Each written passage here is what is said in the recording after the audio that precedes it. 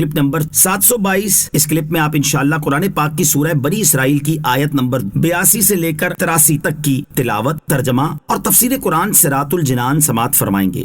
بسم اللہ الرحمن الرحیم۔ ترجمہ: اللہ کے نام سے شروع جو نہایت مہربان رحمت والا ہے۔ وَنُنَزِّلُ مِنَ الْقُرْآنِ مَا هُوَ شِفَاءٌ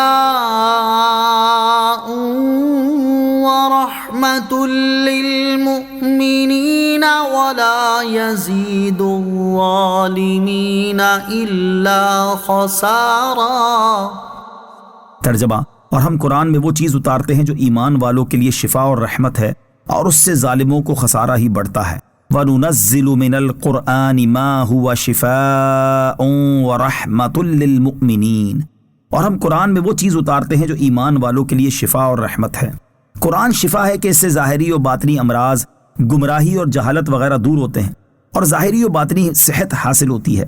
باطل عقائد، رذیل اخلاق اس کے ذریعے دفع ہوتے ہیں، اور عقائد حقہ، معارف الہیہ، صفات حمیدہ اور اخلاق فاضلہ حاصل ہوتے ہیں، کیونکہ یہ کتاب مجید ایسے علوم و دلائل پر مشتمل ہے جو وہم پر مبنی چیزوں کو اور شیطانی ظلمتوں کو اپنے انوار سے نیست و نابود کر دیتے ہیں، اور اس کا ایک ایک حرف برکات کا گنجینہ و خزانہ ہے جس سے جسمانی امراض اور آسیب دور ہوتے ہیں۔ قرآن مجید میں جسمانی امراض کی بھی شفا موجود ہے۔ یاد رہے کہ قرآن کریم کی حقیقی شفا تو روحانی امراض سے ہے، لیکن جسمانی امراض کی بھی اس میں شفا موجود ہے، اور سرکار دو عالم علیہ الصلوۃ والسلام کے اقوال و افعال سے ثابت ہے۔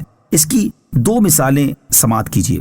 نمبر 1، بخاری شریف کی حدیث ہے، حضرت ابو سعید خدری رضی اللہ تعالیٰ عنہ فرماتے ہیں کہ رسول کریم علیہ الصلوۃ والسلام کے بعد صحابہ کرام عرب کے کسی قبیلے میں گئے۔ اس قبیلے کے لوگوں نے ان کی مہمان نوازی نہ کی۔ اسی دوران قبیلے کے سردار کو ایک بچھو نے ڈنک مار دیا، تو وہ لوگ صحابہ کرام رضی اللہ تعالیٰ عنہ کے پاس آ کر کہنے لگے، کیا تم میں سے کسی کے پاس دوا ہے یا تم میں کوئی دم کرنے والا ہے؟ صحابہ کرام علیہم رضوان نے کہا، تم نے چونکہ ہماری مہمان نوازی نہیں کی، اس لیے ہم اس وقت تک دم نہیں کریں گے جب تک تم اس کی اجرت نہ دو گے۔ چنانچہ انہوں نے صحابہ کرام علیہم رضوان کے لیے بکریوں کا ایک ریوڑ مقرر کیا۔ پھر ایک صحابی نے سورہ فاتحہ پڑھ کر دم کیا اور اپنے تھوک کی چھینٹیں اس پر ڈالی تو وہ تندرست ہو گیا۔ پھر قبیلے کے لوگ بکریاں لے کر آئے تو صحابہ کرام علیہم رضوان نے کہا، ہم اس وقت تک یہ بکریاں نہیں لیں گے جب تک ان کے بارے میں رسول کریم علیہ الصلوۃ والسلام سے پوچھ نہ لیں۔ جب صحابہ کرام علیہم رضوان نے رسول پاک علیہ الصلوۃ والسلام سے دریافت کیا تو آپ مسکرائے اور ارشاد فرمایا، تمہیں کس نے بتایا تھا کہ یہ دم ہے؟ ان بکریوں کو لے لو اور اس میں سے میرا حصہ بھی نکال لو۔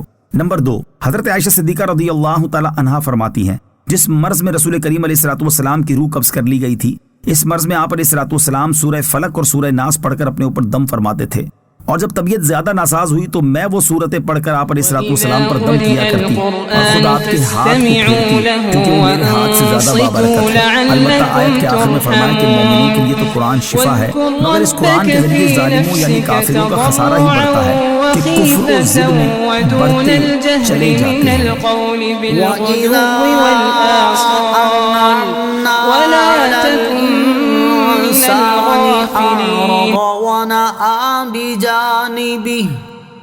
وَإِذَا مَسَّهُ الشَّرُّ كَانَ يَئُوسًا۔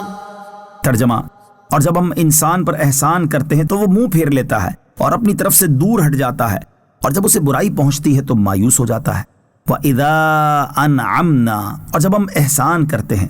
ارشاد فرمایا کہ جب ہم کسی کافر انسان پر احسان کرتے ہیں کہ اس کو صحت اور مال، جان، اولاد میں وسعت عطا فرماتے ہیں تو وہ ہمارے ذکر اور دعا سے، ہماری بندگی کرنے اور ہمارا شکر ادا کرنے سے منہ پھیر لیتا ہے اور اپنی طرف سے دور ہٹ جاتا ہے، یعنی تکبر کرتا ہے۔ جبکہ جب اسے برائی پہنچتی ہے اور کوئی تکلیف و نقصان اور کوئی فقر و حادثہ درپیش ہوتا ہے تو تضرع و وزاری سے دعائیں کرتا ہے، اور ان دعاؤں کی قبولیت کا اثر ظاہر نہ ہونے پر مایوس ہو جاتا ہے۔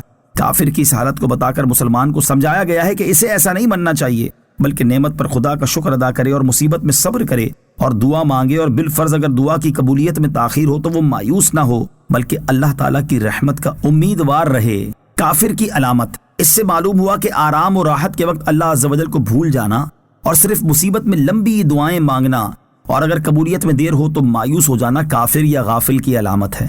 مسلمانوں کو چاہیے کہ ان تینوں عیبوں سے پاک و صاف رہیں، اپنی حالت و مزاج کو اس حدیث مبارک کے مطابق بنائیں جو حضرت صہیب رضی اللہ تعالیٰ عنہ سے مروی ہے کہ تاجدار رسالت صلی اللہ تعالیٰ علیہ وسلم نے ارشاد فرمایا، مسلمان پر تعجب ہے کہ اس کی ہر حالت خیر ہے، اور یہ بات مومن کے سوا کسی کو حاصل نہیں ہوتی کہ اگر اسے راحت پہنچے اور وہ شکر کرے تو اس کے لیے راحت خیر ہے، اور اگر اسے تکلیف پہنچے اور وہ صبر کرے تو صبر اس کے لیے بہتر ہے۔